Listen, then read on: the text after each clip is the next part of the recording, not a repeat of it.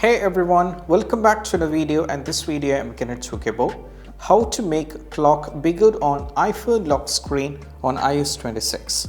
So first of all, what you need to do is you have to lock your iPhone over here, and right now as you can see your iPhone is locked. You can look at the lock screen over here.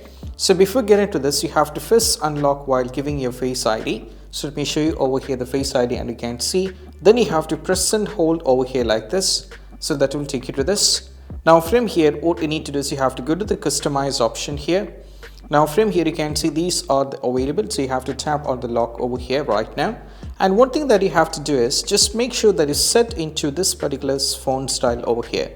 If you keep on this, you can't make the changes, so make sure that you have to set to this. And once you set to this, what you need to do is, if you wanted to change the colors and all this, since you can do it, then what you need to do is you have to go over here, tap on the border over here.